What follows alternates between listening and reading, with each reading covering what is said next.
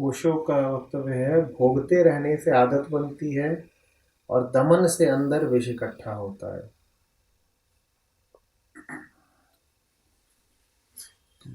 कमलेश को थोड़ी दुविधा उठी है। कह रहे हैं कि आचार्य जी, आज भर्तृहरि प्रवचनमाला का तीसरा सत्र है, आधा सफर कर लिया है। जबरदस्त व्यक्तित्व थे भर्तृहरि। भोगा तो पूरा भोगा और जब त्यागा तो पूरा त्यागा। श्रृंगार शतकम पढ़ने से ईर्ष्या उठती है कि वाह, भर्तृहरि ने तो देखा है, अनुभव किया है स्त्री के सौंदर्य को, उसके शरीर को। हम तो बस सोच सोच कर क्षीण हो रहे हैं।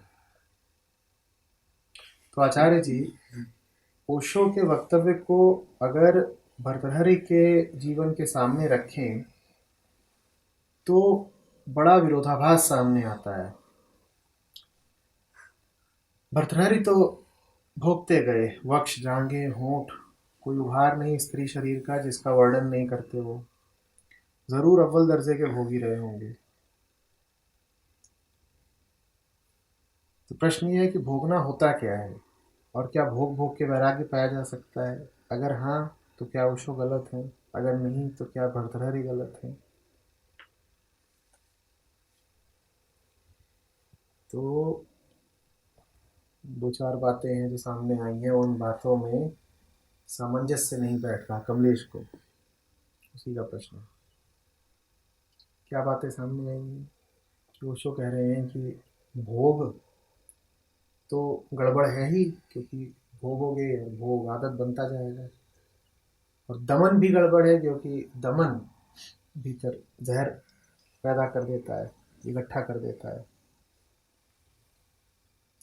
फिर ये जीवन देखते हैं राजा भर्तृहरि का, तो उसमें दिखाई देता है कि खूब भोगा और फिर त्याग दिया।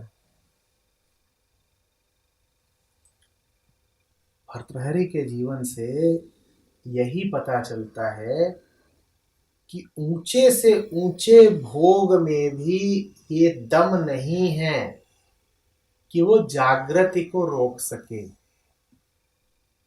जिसकी तुम सिर्फ कल्पना कर सकते हो, वो सब उन्हें उपलब्ध था।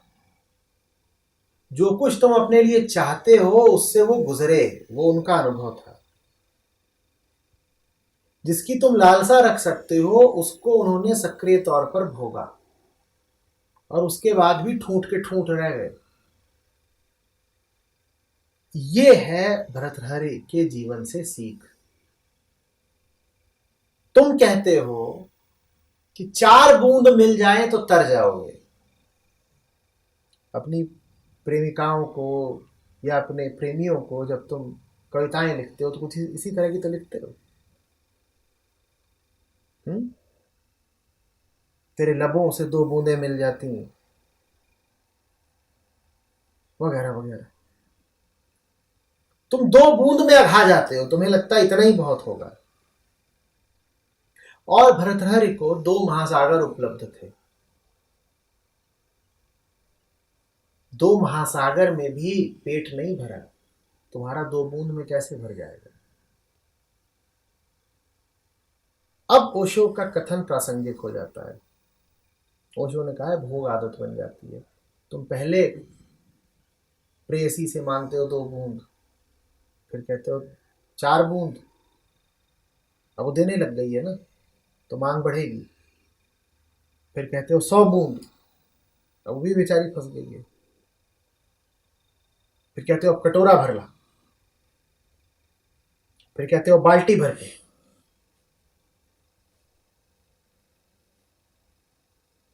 फिर बड़ा हांडा सामने रख देते हो, कहते हो बैठ जा भर इसको, मैं भोगूंगा। और ऐसे ऐसे करके मांग बढ़ती जाती है। हाँ, तुम इतने सामर्थ्यशाली और इतने सौभाग्यशाली नहीं हो कि तुम्हारी प्रेयसियां तुम्हारी मांग पूरी करती जाएंगी। तो तुम्हारे जीवन में एक मुकाम आता है जब तुम्हें लात पड़ जाती है, जब तुम मांगते हो ज्यादा और वो कहती है भाग यहां से। सामर्थ्य नहीं है तुम्हारी, तुम राजा नहीं हो। भर्तृहरि राजा थे तो वो मांगते गए, उन्हें मिलता गया। अनंत मांगा उन्होंने, उन्हें अनंत मिला। मांगते तुम भी अनंत हो, तुम्हें मिलता नहीं, उन्होंने मांगा उन्हें मिला। इतना मिलने के बाद भी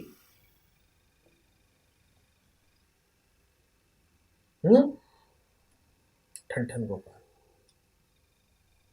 ये सीख है कि इस उम्मीद में मत जिए जाना कि और पाओगे तो तर जाओगे। कितना भी पालोगे, निराशा, दुख, अवसाद, झटका उतना ही तगड़ा लगेगा जितना भर्तृहरि को लगा। असल में तुम उन झटकों से थोड़े सुरक्षित भी इसीलिए हो क्योंकि तुम्हें बहुत ज्यादा मिला ही नहीं है। और मिला होता तो और तीव्र दुख होता। तुम्हें और तीव्र दुख पाना है क्या? तुम भर्तृहरि को हीरो मानते हो, नायक है तुम्हारी दृष्टि में। तुम कहते देखो, जैसा लिखा है कमलेश ने कि जब भोगा तो पूरा भोगा और जब त्यागा तो पूरा त्यागा। क्या आदर्श है, स्टड है भाई। यही उठता है ना तुम्हारे तुम बड़े लोग हैं। जब पाने निकले तो दो जहान फतह कर लिए और जब छोड़ा तो सब कुछ लात मार के छोड़ दिया। बिल्कुल किसी फिल्मी हीरो जैसी बात लगती है।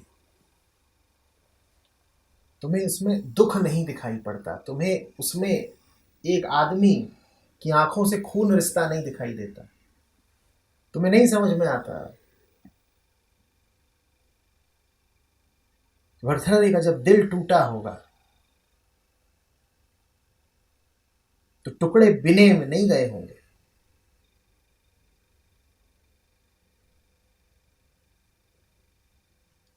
चूर चूर कड़ कड़ फैल गए होंगे, ऐसे टूटा होगा उनका हृदय। तुम उसी अग्नि परीक्षा से गुजरना चाहते हो, तुम इतनी कड़ी सजा पाना चाहते हो।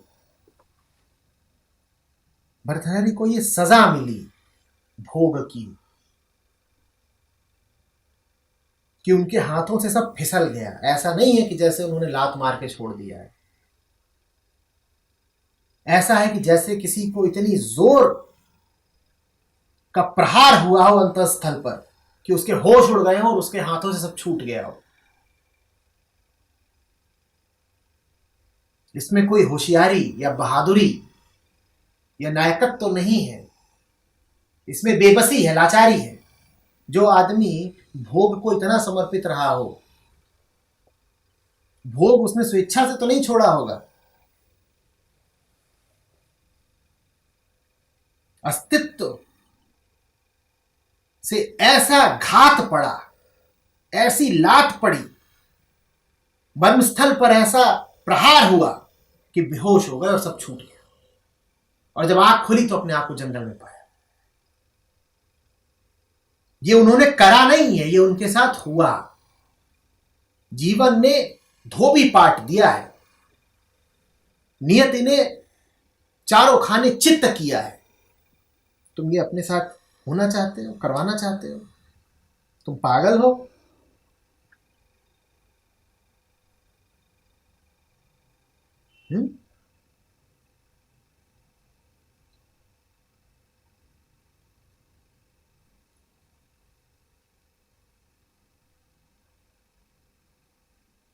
फिर ओशो के कथन का जो उत्तरार्ध है कि दमन से अंदर विष इकट्ठा होता है।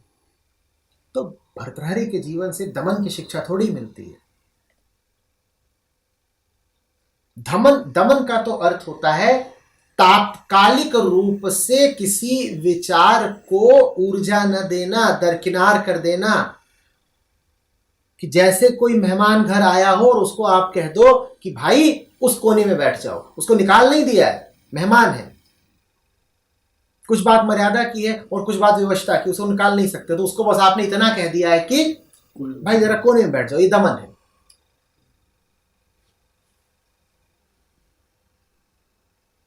भर्तृहरि के जीवन को देख करके कोई दमन की शिक्षा थोड़ी मिलती है कि वासना का दमन कर दो।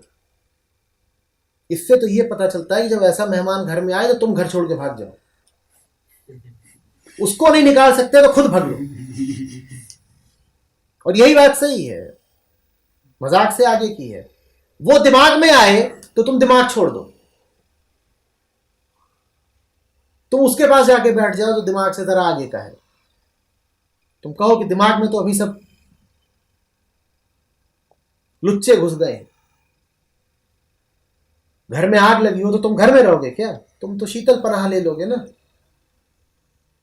घर में सब चोरों वाली घुसाएं तो भी घर में रहोगे क्या? ये कहेगे कि मेरा घर है, तुम कहोगे मैं चला भाई, तुम ही रह लो।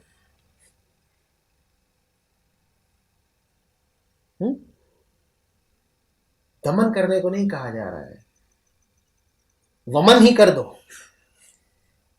छोड़ ही दो।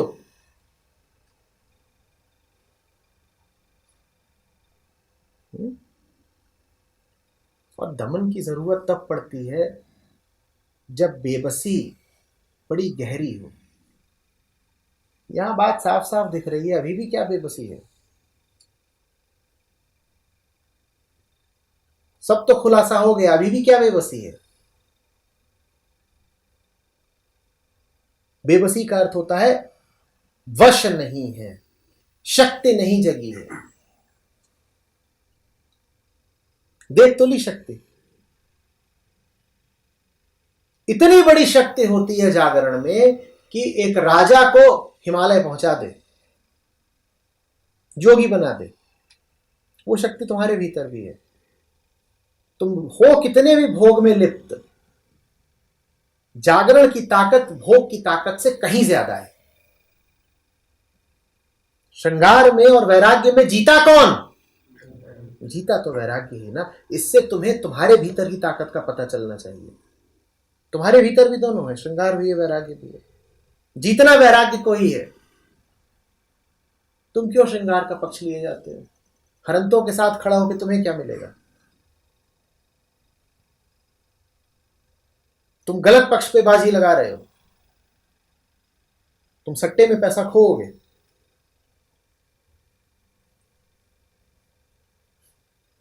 तुम उसकी तरफ खड़े हो गए हो जिसका हारना पक्का है। भर्तृहरि जैसे मामले में भी जब काम और भोग नहीं जीते तो तुम्हारे मामले में क्या जीतेंगे?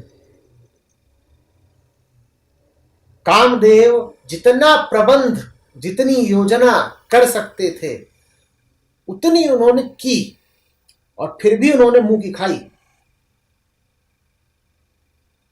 जीता कौन?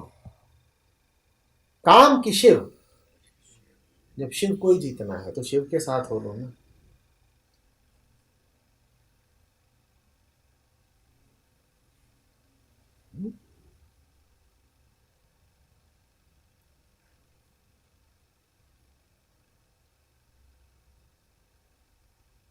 ऐसी लड़ाई क्यों लड़ते हो जिसमें पिटाई पक्की है, और बेगैरती की पिटाई।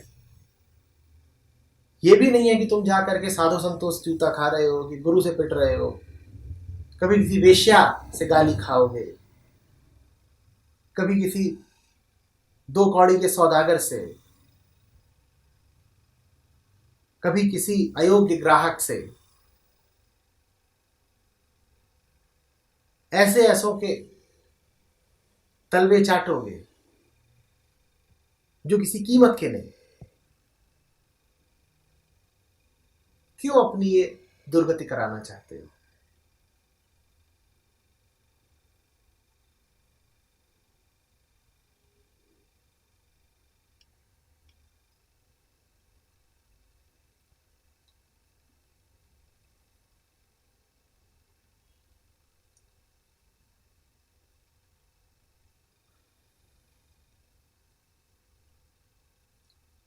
एक उम्मीद अगर तुम छोड़ दो तो जीवन सरल हो जाएगा। उम्मीद ये है तुम्हारी कि किसी तरह से तुम जैसे हो वैसे ही बने रहो, और फिर भी तुम्हें उच्चतम की प्राप्ति हो जाए। शिव तुम्हें चाहिए पर काम छोड़े बिना। शिव तुम्हें चाहिए पर शिव के सिंहासन पर तुमने काम को बैठा रखा है।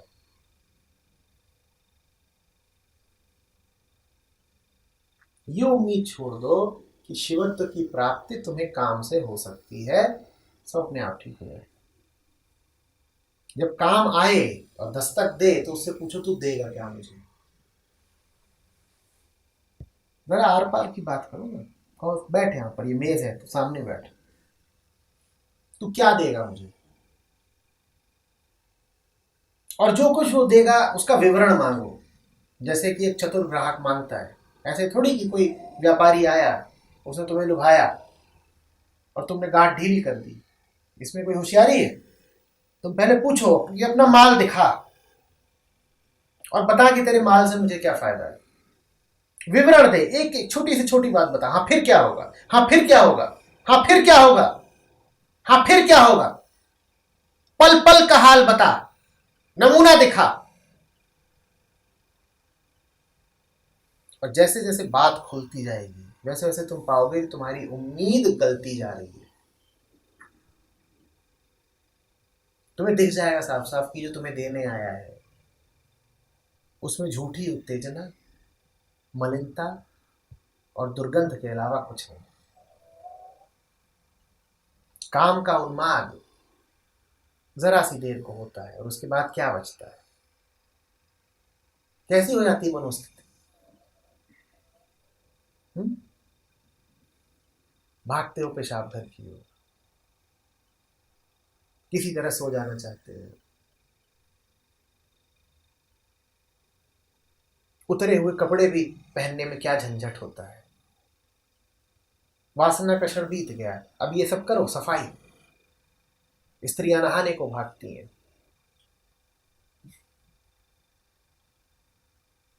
जरा सी देर का था वो सब, और अब क्या कर रहे हो? अब सफाई में लगे हुए हो। सास बहू के पीछे पीछे भागेगी। सुन, तू सुबह नहा लिया कर, उसके बाद चौके में घुसा कर। तो बहू कहती है क्यों पीछे पड़ी है कि सुबह नहा लिया कर? क्योंकि सास सब जानती है कि रात में क्या उपद्रव कर रही है तू। तो कहती तू पहले नहा, उसके बाद रसोई में घुस।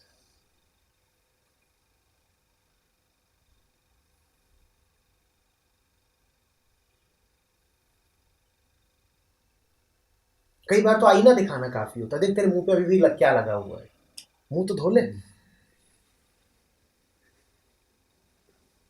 काम के बाद ये सब बिखरा नजर आता है, जैसे शराबियों की दावत के बाद शराब की टूटी हुई बोतलें,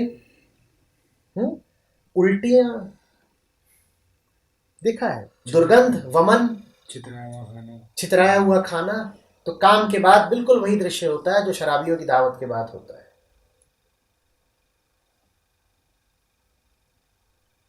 बदबू उठ रही होती है ना जिस कमरे में शराब की दावत हुई होती है, और वहां का हाल बता देता है कि यहां शराबी थे।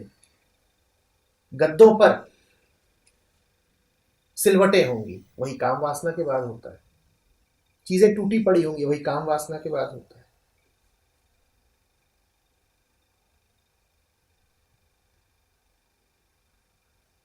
ज्यादा चढ़ गई होगी तो कपड़े भी फटेंगे, और काम का उन्माद ज्यादा हो तो वहां भी यही है।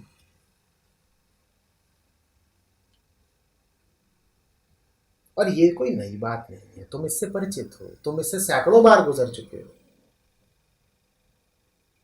जब काम में प्रविष्ट होते हो तो उसके बाद का दृश्य भी याद कर लिया करो, और तुम जानते हो वही दृश्य आएगा। अजीब दृश्य होते, कच्छा नहीं मिल रहा और बत्ती बंद है, अब तुम खोज रहे हो, टटोल रहे हो,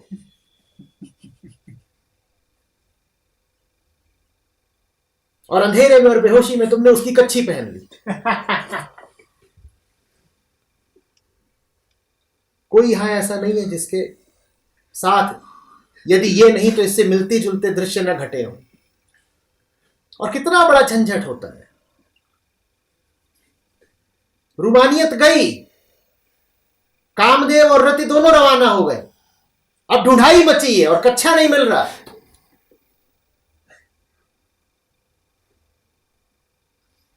और चादर गंदी कर दी है, अब डर लग रहा है कि सुबह मोनू चादर न देख ले।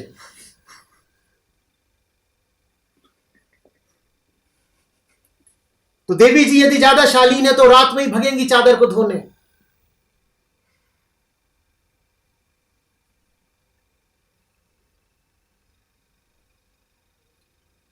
सुबह पप्पू पिंकी दोनों पूछ रहे हैं ये क्या है। पापा को नाक आई थी।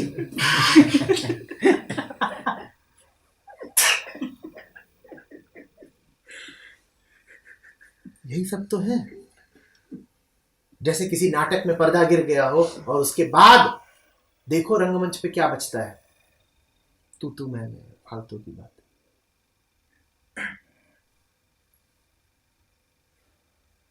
शादी होने के बाद जैसे ब्याह का मौका हो, रात भर की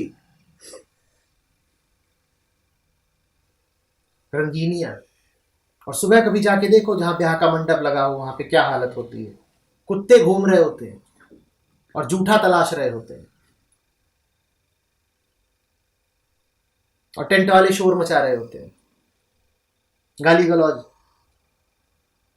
रात की मादकता कहां गई?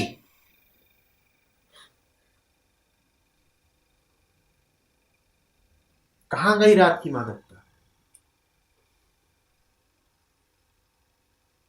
ये चोट तुमने भी खाई है और सैकड़ों बार खाई है, उसके बाद भी होश नहीं आता।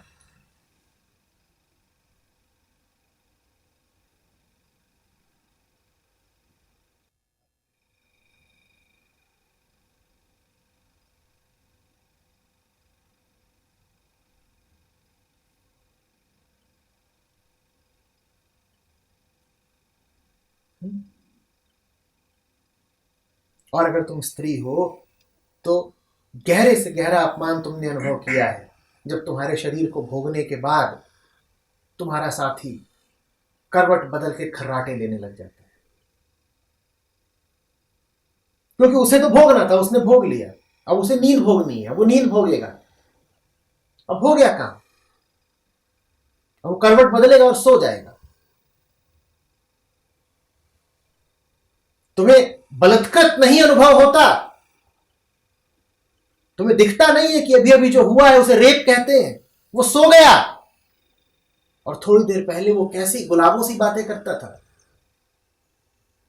वो सो गया। वीर का स्खलन हुआ नहीं कि वो सो गया।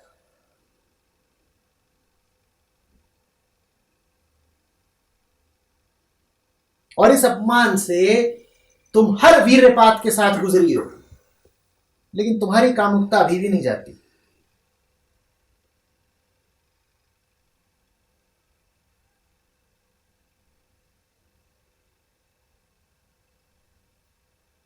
वीरपात के बाद बचती है रूमानियत, बचता है गुलाबी रंग।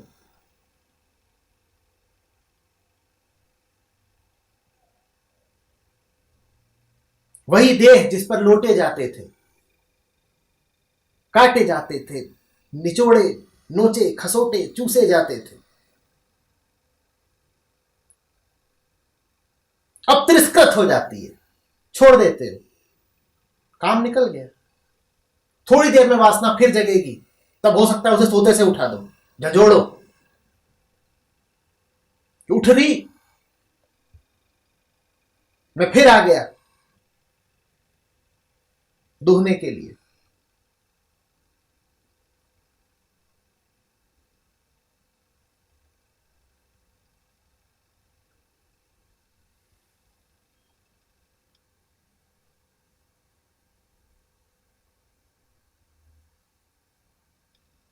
इस नर्क से सैकड़ों बार गुजरे हो, अभी और गुजरना है।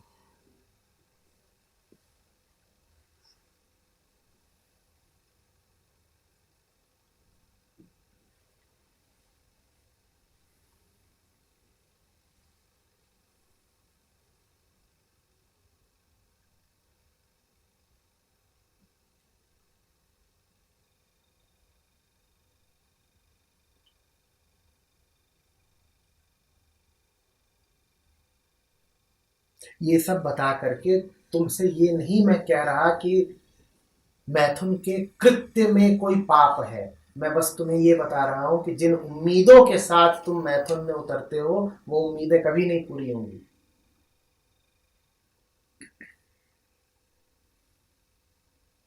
संभोग से तुम परम आनंद की तलाश करते हो। तुम्हारी उम्मीद बार बार टूटी है, पर टूट के भी बची हुई है।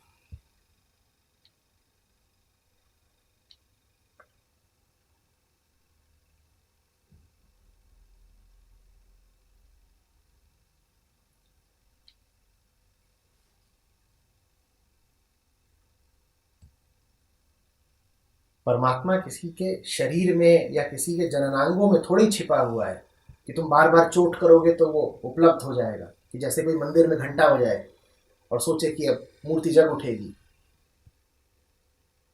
घंटा बजाने से तो फिर भी हो सकता है कि पाषाण में प्राण आ जाए,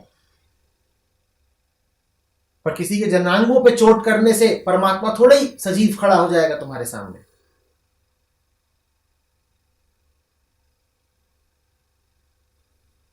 सोच तुम यही रहे हो कि परम सुख मिल जाएगा, मिलता वो है नहीं और तुम कसरत किए जा रहे हो।